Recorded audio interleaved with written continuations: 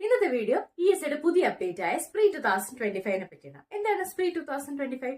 ഒരു ഓർഗനൈസേഷനിൽ 10 കൂടുതലുള്ള എംപ്ലോയീസ് ഉണ്ട്. നാളിതുവരെ സ്ഥാപനത്തിനോ എംപ്ലോയീസിനോ സ്ഥാപന ഉടമ ESIC ആക്ട് പ്രകാരം രജിസ്റ്റർ ചെയ്തിട്ടില്ല. സോ എന്തുവരും? പെനാൽറ്റീസ് വരും, ലീഗൽ കംപ്ലയിൻസ് മീറ്റ് ചെയ്യേണ്ടി വരും അല്ലെ? സോ ഇങ്ങനെയുള്ള പെനാൽറ്റീസ് ഒഴിവാക്കാനും ലീഗൽ കംപ്ലയിൻസസ് ഒഴിവാക്കാനും എംപ്ലോയേഴ്സിന് വേണ്ടിയിട്ട് ESI ഒരു സ്കീം കൊണ്ടുവന്നതാണ് സ്പ്രീ 2025.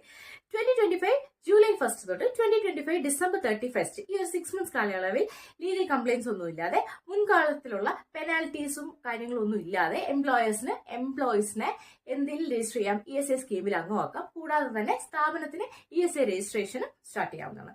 സോ ESIC പോർട്ടൽ വഴിയോ അതല്ലെങ്കിൽ MCA മിനിസ്ട്രി ഓഫ് കോർപ്പറേറ്റ് അഫയേഴ്സിന്റെ പോർട്ടൽ വഴിയോ സംസുവിധ എന്ന പോർട്ടൽ വഴിയോ ഈ പറയപ്പെടുന്ന registration പൂർണ്ണമാക്കാവുന്നതാണ്.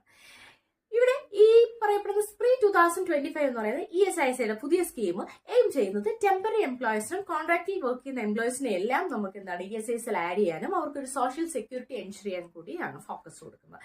So without penalty, without any legal compliances സ്ഥാപന ഉടമയ്ക്ക് തന്റെ സ്ഥാപനവും അവിടെയുള്ള എംപ്ലോയീസിനെയും മുൻകാല പെനാൽറ്റി ഒന്നും ഇല്ലാതെ തന്നെ രജിസ്റ്റർ ചെയ്യാവുന്നതാണ്.